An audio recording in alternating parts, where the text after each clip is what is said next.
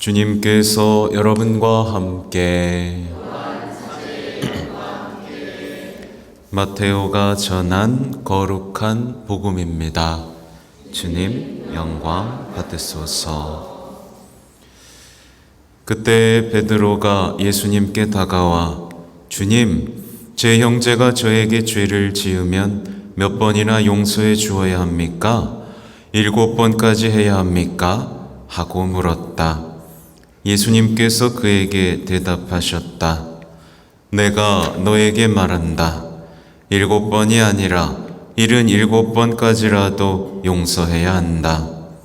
그러므로 하늘나라는 자기 종들과 셈을 하려는 어떤 임금에게 비길 수 있다.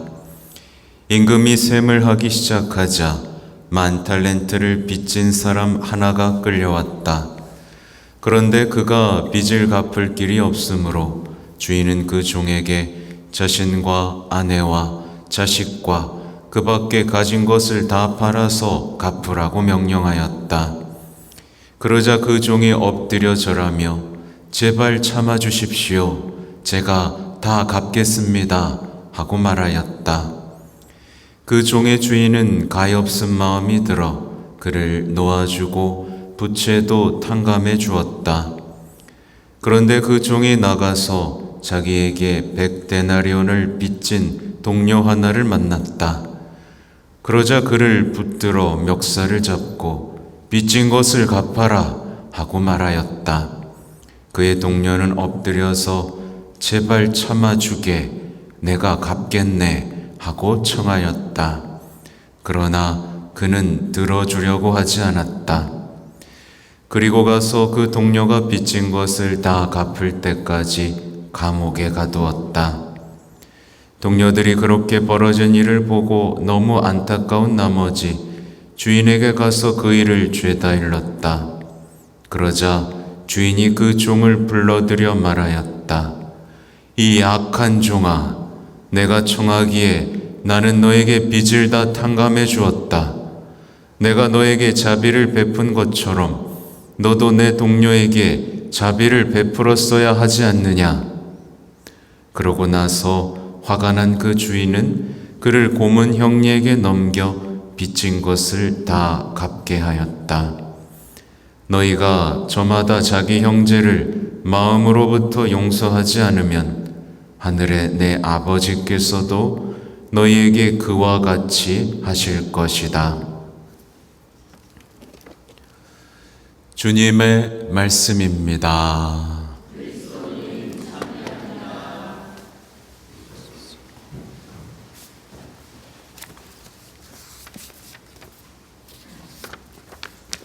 참 예수님,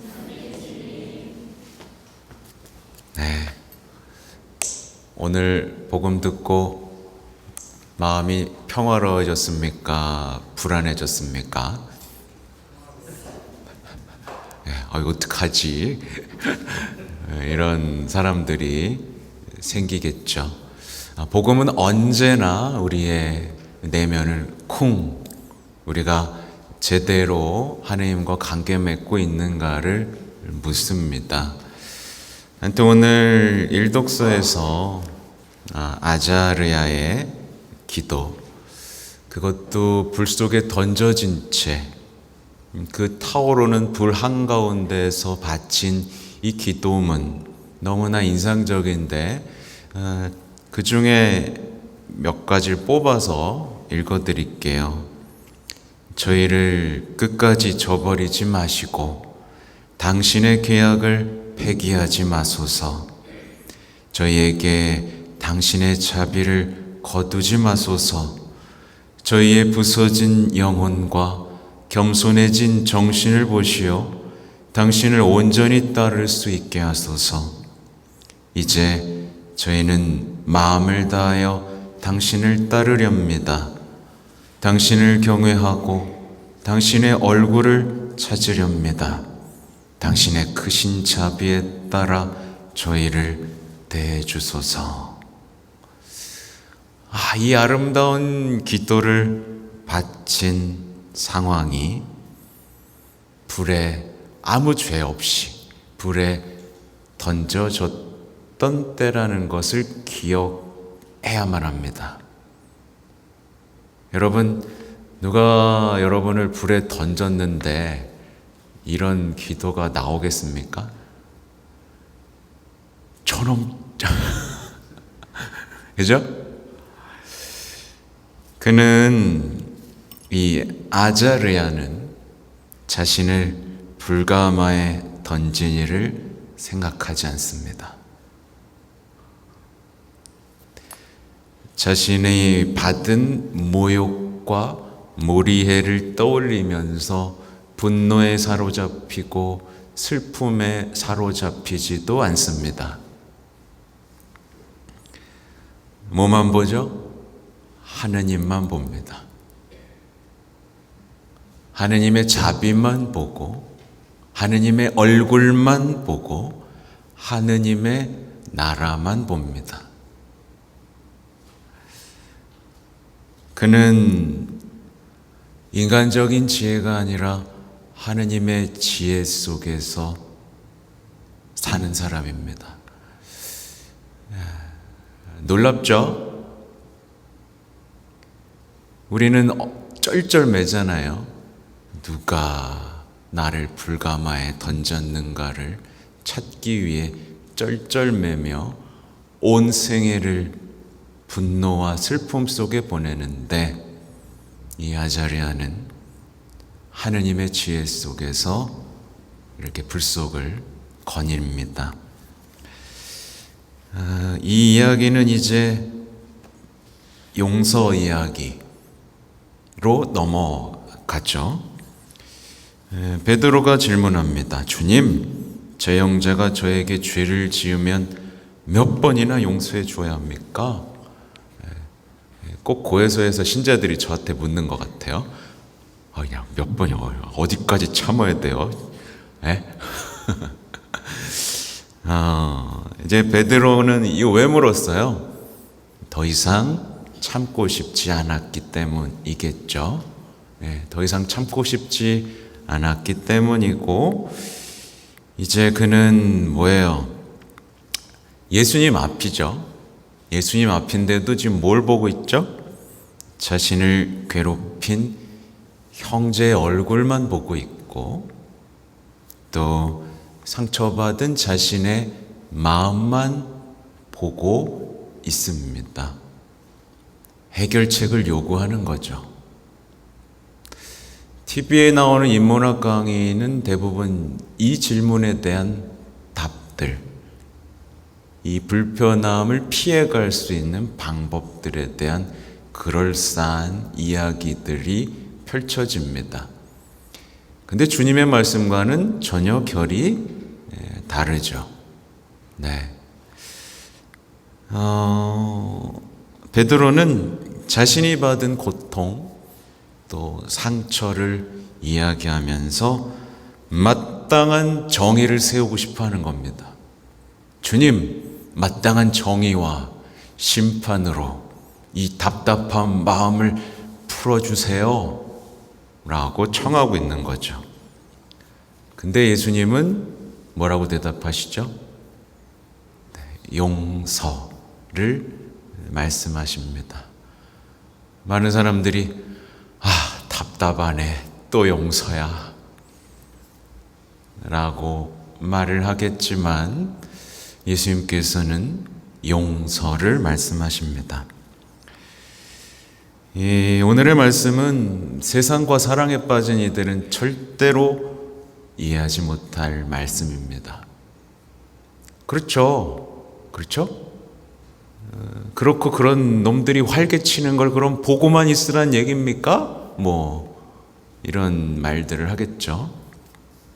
또 자신과의 사랑에 빠져버린, 자기 자신을 버리지 않고 자신에 대한 사랑에 몰두하는 이들은 이 말씀을 증오하게 될 겁니다.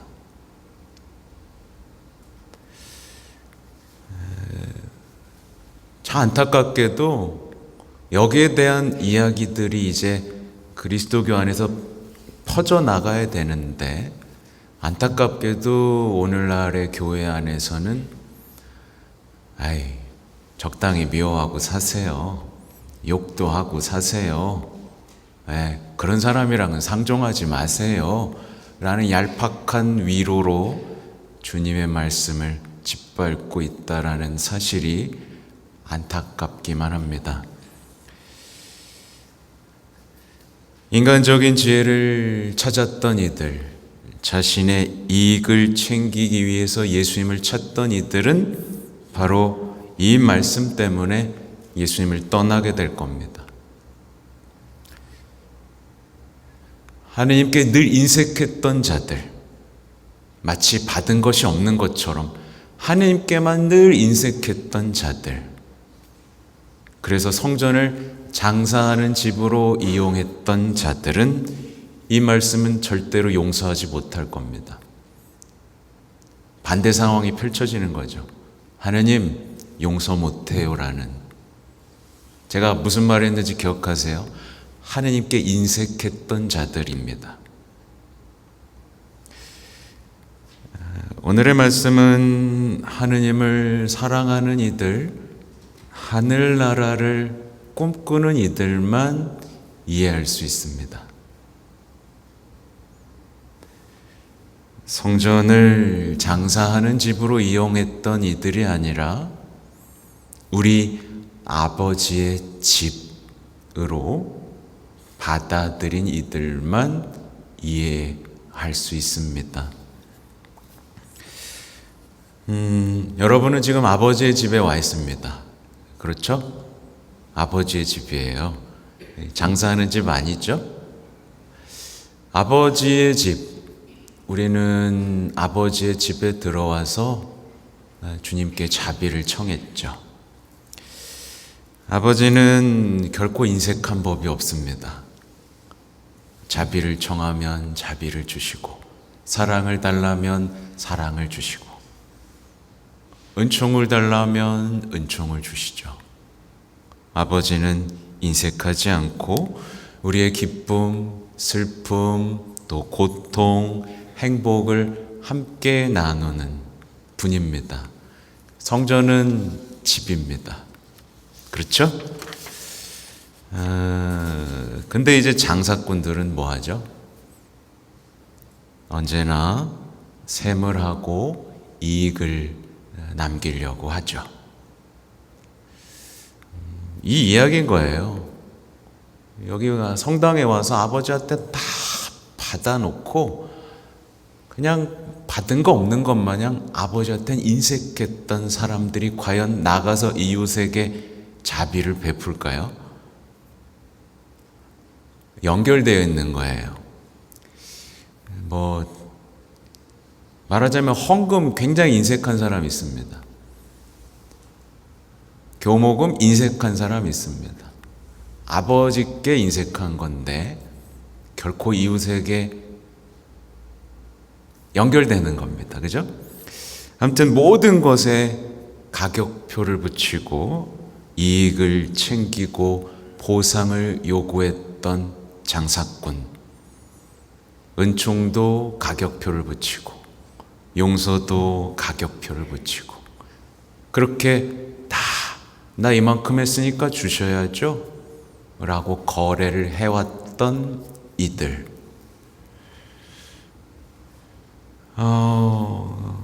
그러니까 그런 사람들은 자신이 받은 온갖 상처에도 보상금을 청구하는, 보험금을 타내려는 이들이 되는 거죠.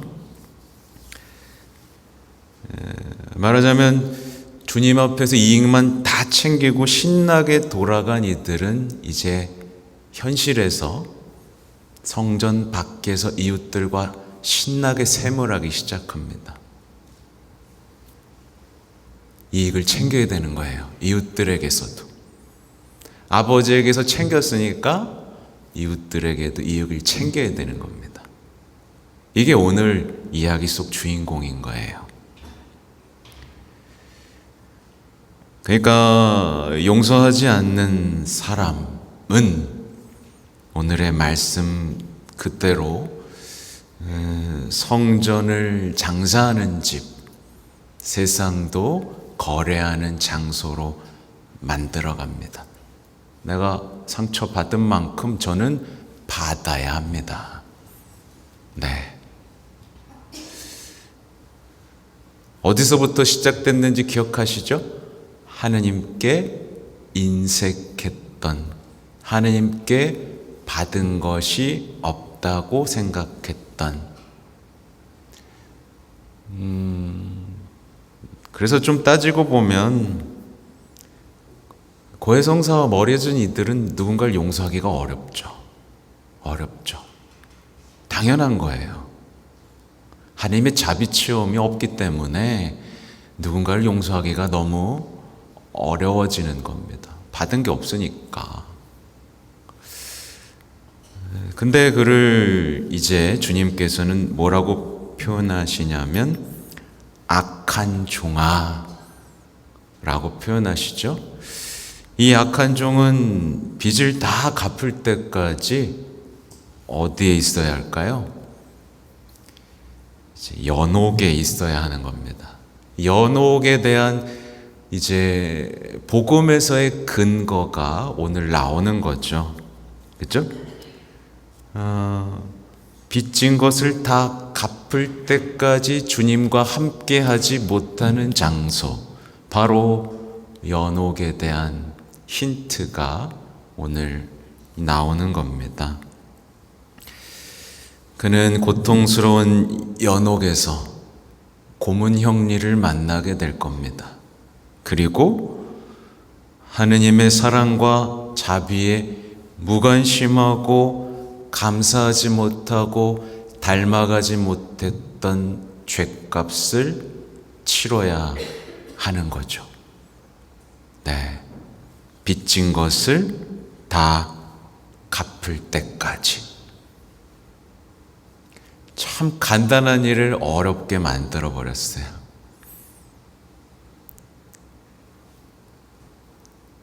용서해 줬으면 될 걸, 그 용서를 안 해가지고 하느님께 빚진 걸 다 갚아야 되는 신세가 돼버렸습니다. 좀 단순하죠, 그죠? 근데 우리는 뭐가 그렇게 억울한지, 제가 왜 용서해야 합니까? 라는 말을 수십 년간 끌고 가곤 합니다.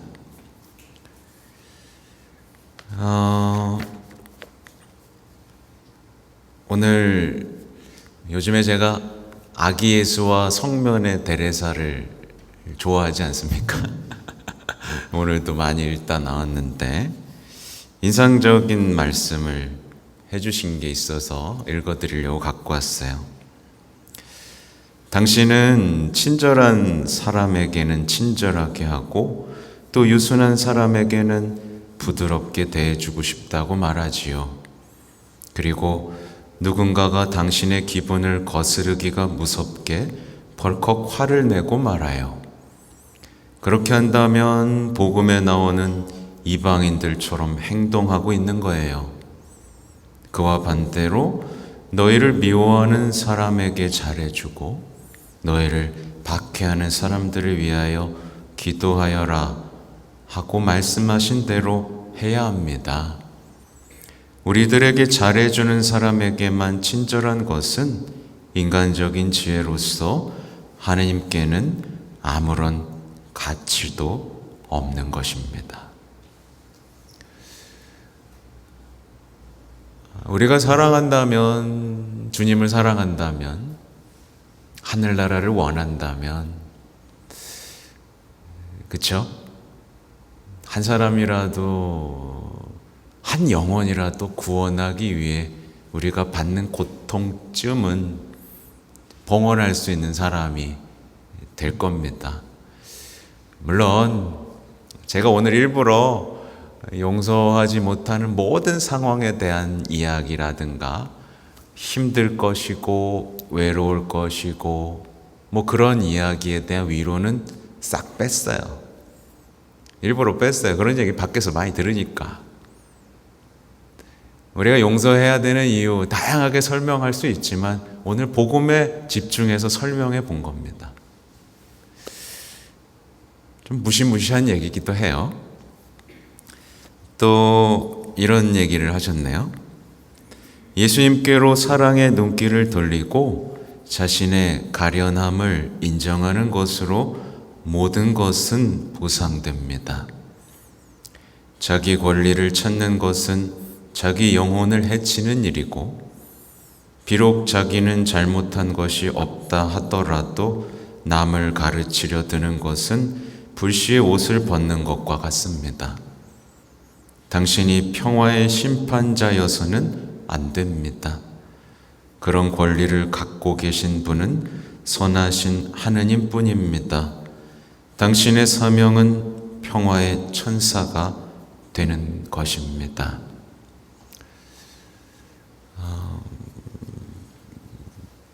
이따가 목주기도 학교 때도 좀 말씀드리고 싶은 내용이기도 한데, 이 소아들에서 성녀가 이 준주성범을 달달달달 외우셨어요. 준주성범에서 가장 핵심이라고 말할 수는 없지만 주로 얘기하는 것은 어떤 인간적인 위로, 자신에 대한 사랑에서 벗어나야 된다는 거예요. 자기와 사랑에 빠지는 순간 모든 사랑을 잃어버리는 그 무시무시함. 네.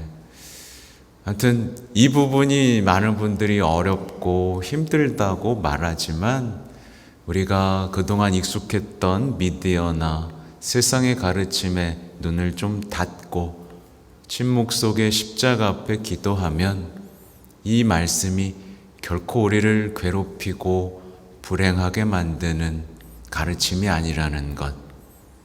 자신을 버리라고 하잖아요. 얼마나 아름다운 일인지, 그리고 영원한 생명과 하늘나라, 그리고 자비로운 사람이 되기 위한 최고의 첫 번째 단추라는 것을 우리는 이해할 수 있게 됩니다. 아무튼 우리가 용서하면 하나님도 용서하십니다. 근데 그보다 더 먼저 알고 있어야 되는 건 하느님께서 먼저 이미 우리를 용서하셨다는 거죠. 과연 이 진리 앞에서 우리가 얼마나 귀를 열고 마음을 열고 있는지 돌아봐야 됩니다. 그리고 기쁘는 소식이 있죠. 우리가 용서하는 자비의 사도, 주님의 종으로 살면 하늘나라 가면 예수님이 뭐라고 약속하셨죠? 우리를 시중 들어 주실 것이다 라고 약속을 하셨어요. 복음에는 위로가 넘치고 행복이 넘칩니다. 그래서 인간적인 위로, 자신에 대한 사랑이 얼마나 우리 그리스도인의 적인지를 알아야겠죠. 아무튼 오늘 묵주기도 학교 있는 날인데 더 많은 이들이 묵주를 손에 쥘 수 있도록 기도하면 좋겠습니다. 아멘.